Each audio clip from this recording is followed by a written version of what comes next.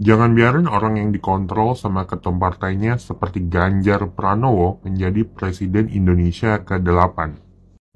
5 alasan kenapa lo jangan pilih Ganjar Pranowo sebagai Presiden. 5 alasan kenapa saya tidak memilih PDI. Karena PDIP Perjuangan itu, yang pertama, backgroundnya merah, berarti dia pemberani. Ada yang beranggapan kalau Pak Ganjar Pranowo bersanding, ada capresnya itu Pak Mahfud MD, itu korupsi bisa diberantas. Nah, kalau urusannya Pak Ganjar dengan Pak Mahfud MD, kalau bilang korupsi itu akan diberantas sampai ke akar-akarnya, nggak bener.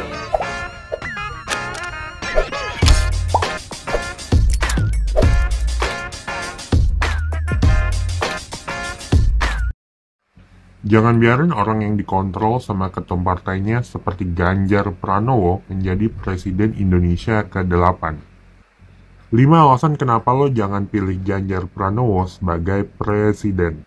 Nomor 1, rekam jejak terlibat mega korupsi IKTP. Wah, Meski belum terbukti secara hukum, tapi nama Ganjar berkali-kali disebut terlibat dalam mega korupsi IKTP. Bukan oleh satu orang aja, tapi lebih dari satu orang. Balik ke sejarah, waktu SBY dan Jokowi kepilih dalam 4 pemilu terakhir, rekam jejak mereka tuh bersih tanpa ada pernah disebut terlibat kasus korupsi. Jadi gue juga berharap di 2024 ini kita juga memilih yang tidak memiliki noda hitam di rekam jejaknya. Nomor 2 itu tidak pro kebijakan lingkungan berkelanjutan. Balik ke kasus pembangunan pabrik semen di Pegunungan Kendeng, di mana Ganjar lebih pro kepada pengusaha pabrik semen dibanding dengan tuntutan warga terhadap keberlangsungan ekosistem lingkungannya. Meski warga menang di Mahkamah Agung, tapi Ganjar justru menerbitkan kebijakan untuk tetap melanjutkan pembangunan pabrik semen tersebut loh. Nomor 3 itu kurang strategik dalam memimpin Indonesia. Kenapa? Kalau kita lihat sampai detik ini belum ada kebijakan menonjol dari visinya Ganjar sendiri sebagai calon presiden. Yang digaungkan hanya melanjutkan pemerintahan dan penonjolan bahwa beliau ini disukai warga dengan jogging bareng warga dan melakukan aktivitas lainnya bersama warga. Nomor 4 itu petugas partai jilid 2. Karena kekurangan ini bisa buat lo jangan pilih Ganjar. Karena seberapapun Ganjar bersikap, selalu ada oknum di belakangnya yang ngatur. Kita nggak tahu ya siapa, gak usah disebut. Padahal harusnya sebagai calon presiden atau nantinya sebagai presiden, sikap independen untuk kemajuan negara itu lebih penting loh. Nomor 5 itu adalah terlalu barbar dalam mencitrakan diri sebagai capres penerus dan pilihannya Jokowi. Menurut gue sikap yang selalu nonjolin kalau Ganjar ini adalah pilihan Jokowi agak norak ya. Yang dibutuhin kan padahal terserah Jokowi mau milih siapa, ya capres harus nunjukin kalau dia beda dan bisa bawa perubahan untuk Indonesia lebih maju. baik sahabat sekalian, kita barusan menyaksikan sebuah video yang menurut saya ini cukup berbahaya ini. Ada 5 hal yang membuat orang untuk tidak memilih Ganjar. Ya, dan lebih-lebih di persoalan terakhir ini ya, di poin kelima.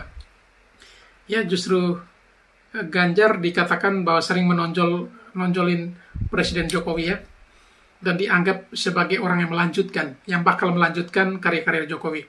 Sehingga di sini dikatakan bahwa memang Pak Ganjar tidak ada hal strategis luar biasa yang ia sampaikan. Dan juga lagi-lagi isu petugas partai masih melekat dalam diri Ganjar. Dan ini akan menjadi sebuah konsumsi negatif bagi warga atau bagi rakyat untuk menentukan pilihan atau menentukan sikap pilihannya pada tahun 2024 nanti. Mudah-mudahan analisa yang disampaikan ini keliru. 5 alasan kenapa saya tidak memilih PDI. Karena PDIP Perjuangan itu, yang pertama, backgroundnya merah, berarti dia pemberani. Yang kedua, ada garis lingkaran hitam, berarti itu perkumpulannya orang-orang yang lemah imannya di dalam beragama. Yang ketiga, simbolnya hewan banteng. Banteng itu hewan yang keras hati. Yang keempat, matanya merah, artinya dia marah karena dendam. Yang kelima, mulutnya moncong putih, itu tanda kemunafikan. Bila ia berkata suka berdusta, bila ia berjanji suka mengingkari, bila ia diberi amanah suka berkhianat. Itu yang membuat saya tidak suka dengan PDIP Perjuangan. Wah, ini sebuah pernyataan dari salah seorang petani ya. Di sini diinformasikan seorang petani yang memberikan pernyataan statementnya mengapa ia tidak memilih partai PD Perjuangan. Dan juga ada beberapa alasan yang ia utarakan berdasarkan logo atau gambar atau simbol dari partai PD Perjuangan sendiri. Benarkah kondisi para elit dan pejabat dari partai ini sesuai analisa petani ini? Tentu masing-masing punya pendapat. Silakan tulis di dalam kolom komentar di bawah ini. Ada yang beranggapan kalau Pak Ganjar Pranowo bersanding, ada capresnya itu Pak Mahfud MD, itu korupsi bisa diberantas. Kalau urusannya Pak Ganjar dengan Pak Mahfud MD kalau bilang korupsi itu akan diberantas sampai ke akar-akarnya, nggak bener. Buktinya ya loh, yang dulu gembar-gembor sampai itu Pak Mahfud MD jadi ngetop tuh gara-gara itu berapa 300 berapa triliun itu. Yang diungkapkan itu waktu di DPR itu Bambang Pacul itu badan mengakui setiap orang-orang yang di DPR itu takut sama ketua partainya. Diakui. Dan salah satunya yang kena itu penjara sekarang Astaria Dahlan dari kader PDIP. Ya sekarang mana? Nggak ada beritanya lagi. Itu nggak ada beritanya belas. Coba kalau yang partainya orang lain yang korupsi, apalagi partai Nasdem, partai PKS atau partai Umat atau partai malah dibabat habis itu. Di televisi itu keluar terus. Yo, kenapa? Dua hari tanu siapa kalau nggak koalisinya Megawati? Nyir, bukan ini kenyataan. Makanya saya nggak percaya kalau Pak Mahfud MD disanding dengan Pak Ganjar itu korupsi mudik dan akar-akarnya. Ini seorang petani yang pesimis ketika Mahfud MD menjadi cawapresnya Ganjar. Banyak pihak akan mengatakan bahwa dengan majunya Mahfud MD menjadi cawapres dan kelak terpilih, maka korupsi di Indonesia akan diberantas. Tetapi apakah benar demikian? Seorang petani ini membuktikan banyak hal. Ada kasus 349 triliun sampai saat ini tidak lagi terkuak di media dan diproses. Ada anggota DPR RI dari Partai PD Perjuangan yang dikatakan melakukan korupsi sampai saat ini pun didiamkan. Dan banyak hal lainnya. Atau apakah yang dilakukan Pak Mahfud MD dengan membongkar kasus besar itu hanya sebuah hal yang menunjukkan kepada publik agar dikatakan atau diberikan sebuah pernyataan positif untuk mendukungnya menjadi cawapres? Dan apakah benar Pak Mahfud MD bakal merealisasikan janjinya untuk mengentas atau memberantas korupsi di Indonesia ini ketika kelak menjadi seorang wakil presiden? Tentunya akan sulit. Karena menjadi wakil presiden tentunya juga banyak hal yang perlu dipertimbangkan. Buktinya, RUU perampasan aset sampai saat ini tidak bisa diproses di DPR hanya karena menunggu ketum partai. Dan Pak Mahfud MD bersama Pak Ganjar Pranowo maju pun melalui pintu partai. Sehingga ketika duduk di kursi empuk, tentunya juga mimpi untuk memberantas korupsi akan menjadi sulit direalisasikan. Ganjar tidak ingin buat program food estate. Tidak usah aneh-aneh. Woi, yang aneh itu Bapak. Tahu nggak? Kalau sekarang ini dunia sedang mengalami krisis pangan. Makanya apa-apa sekarang serba mahal loh Pak. Beras mahal, sekarang cabai aja mahal Pak. Makanya Pak Ganjar main-main ke pasar, jangan hanya lari-larian di GBK. Perhatiin nih kita kaum ibu-ibu ini ngatur uang belanja tuh sekarang setengah mati Pak. Ngeliat apa-apa mahal. Nah sekarang Bapak mau menghilangkan program food estate. Memang program food estate itu nggak mudah. Memproduktifkan tanah yang sudah mati menjadi lebih produktif itu pasti butuh waktu yang panjang. Tapi kita kan hidup nggak cuma setahun 2 tahun ya. Hidup itu masih panjang. Kita harus mikirin untuk nanti anak cucu kita bagaimana. Ya mungkin kita juga 5 tahun lagi pasti mungkin ya kita berdoa sama-sama kita masih sehat. Kan kita juga masih butuh makan Pak. Kenapa sih tidak mau mengakui program presiden sebelumnya yang bagus? Kenapa harus udah jalan mulai lagi dari nol, udah jalan mulai lagi nol. Kebayang ya kalau pelari baru jalan setengah suruh mundur lagi, jalan lagi mundur lagi. Itu kapan nyampe garis finishnya Pak? Baik, ini sebuah video yang disampaikan oleh seorang ibu yang mungkin sedikit kesal dengan pernyataan Pak Ganjar bahwa ia tidak akan melanjutkan atau membuat food estate ya. Karena mungkin juga belajar dari pengalaman baru-baru ini di media sosial seringkali kita saksikan bahwa proyek food estate yang dijalankan oleh Kementerian Pertahanan itu dianggap gagal. Sehingga menurutnya food estate itu bukan merupakan sebuah program strategis. Tetapi menurut ibu ini, bahwa dunia saat ini lagi mengalami krisis pangan. Lalu kalau memang food estate tidak dijalankan, kira-kira rakyat akan kesulitan atau tidak? Baik, ini jadi mungkin hanya karena program food estate ini pernah gagal ditangani oleh Prabowo, maka Pak Ganjar melihat ini bahwa bukan sebuah program strategis. Karena ketika ia melanjutkan, dianggap menjiplak atau melanjutkan karya dari Prabowo Subianto. Ini urusan politik, jangan sampai dikorbankan urusan perut rakyat yang sudah memilih Anda menjadi pemimpin di negara ini. Ganjar presiden, tidak akan ada lagi kekerasan negara terhadap rakyat. Mas Andrian Natipupulu Getabrus. Kalau Ganjar jadi presiden, rakyat akan sejahtera. Kita tengok di Jawa Tengah, karena saya orang Jawa Tengah. Jawa Tengah UMP hanya 1.900.000. Di Jawa Tengah, tingkat kemiskinan itu di angka 10,98%. Di Jawa Tengah, masih ada anak-anak tidak bisa melanjutkan SMA. Itu ada 46.000 per tahun. Di Jawa Tengah, masih ada saudara-saudara kita yang miskin ekstrim, ya. Bahkan saya lihat di YouTube itu ada yang makan nasi aking, ya. Kemudian berarti Mas Andrian ini mengkritik Pak Jokowi, berarti sekarang rakyat tidak sejahtera. Kemudian yang kedua, jikalau Mas Ganjar jadi presiden, tidak ada kekerasan terhadap rakyatnya, berarti pemerintah Pak Jokowi ada kekerasan. Kemudian bagaimana dengan Wadas? Wadas itu masih banyak yang demo, ya.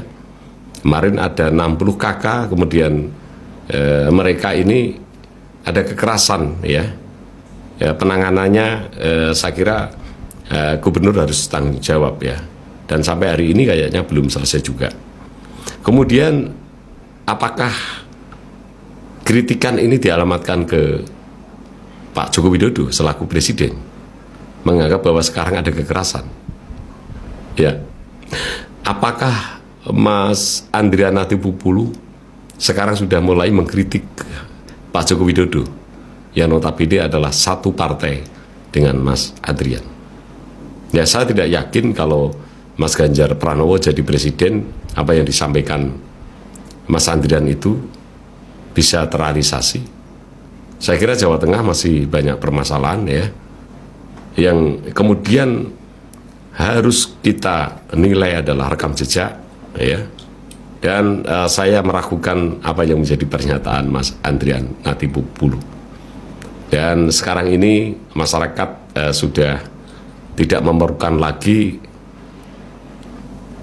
kampanye-kampanye yang tidak berdasar, yang tidak sesuai fakta. Apalagi belakangan ini Mas Ganjar banyak permasalahan yang setiap statementnya itu kemudian dibully oleh para netizen karena tidak sesuai fakta. Dan sekarang ini Mas Ganjar masih melakukan strategi pencitraan.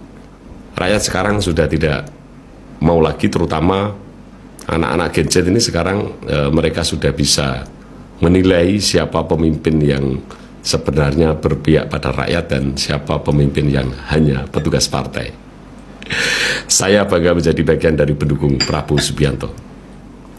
Jangan biarkan orang yang sebaik dan setulus Pak Prabowo Subianto berjuang sendiri untuk membenahi bangsa dan negara.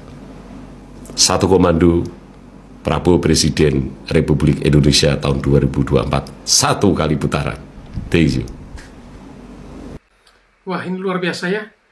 Kritikan yang dilontarkan oleh Andrian Natipupulu ini sebenarnya juga kritikan kepada Presiden Jokowi. Hanya beda menyampaikannya bahwa ketika Ganjar menjadi presiden, tidak akan ada lagi kekerasan terhadap rakyat. Berarti sebelum Ganjar menjadi presiden, yaitu Jokowi. Apakah masa kepemimpinan Jokowi ini banyak rakyat yang merasa terjolimi atau mengalami kekerasan? Kalau memang benar demikian, di manakah posisi Bang Adrian Napitupulu selaku anggota DPR, ya DPR RI, yang merupakan wakil dari rakyat itu sendiri?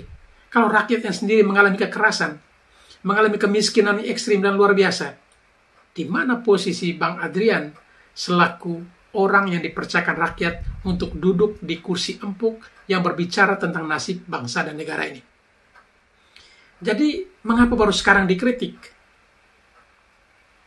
Ya, apakah selama ini Pak Adrian tinggal di negara lain yang jauh dari informasi dan komunikasi sehingga baru tahu kejadiannya seperti ini? Ya, jangan hanya karena Pak Jokowi saat ini sudah mendukung Prabowo, kemudian seolah-olah selama kepemimpinan Pak Presiden Jokowi selama 2 periode itu tidak ada artinya apa-apa untuk rakyat. Hal yang begitu bisa jadi hanya disampaikan oleh para oposisi biasanya untuk menyerang lawan. Tetapi sekarang yang menjadi kita bingung, yang membuat kita bingung adalah Bang Adrian Napitupulu justru mengkritik presiden yang satu partai dengan dirinya. Nah, ini yang membuat kita tambah bingung. Kenapa baru mengkritik sekarang? Kenapa dari kemarin-kemarin diam? Apakah karena kemarin-kemarin Jokowi masih mendukung Ganjar? Lalu ketika ia lebih memilih mendukung Prabowo, kemudian hal-hal ini mulai diungkit. Itulah politik yang kurang baik di negara ini. Ketika teman memimpin, salah pun dibiarkan. Tetapi ketika teman itu membelot dari kita, sebaik apapun dia, kita akan mencari-cari kesalahan. Saya teringat ceramahnya Gus Miftah yang mengatakan apa? Orang-orang politisi di Indonesia ini, ya persis seperti wasit sepak bola ya, lari mondar-mandir sana-sini hanya untuk mencari-cari kesalahan orang. Lalu, tidak sedikit pula politisi orang Indonesia ini juga menjadi wasit tinju. Ketika orang lagi berpelukan, baik-baikan, ya harus dilerai. Tidak suka ketika mereka berpelukan. Tetapi ketika mereka beradu pukulan, itu dibiarkan. Dan ceramah Gus Miftah ini mengingatkan kita sekalian, itulah situasi politik dan situasi politisi kita di Indonesia saat ini.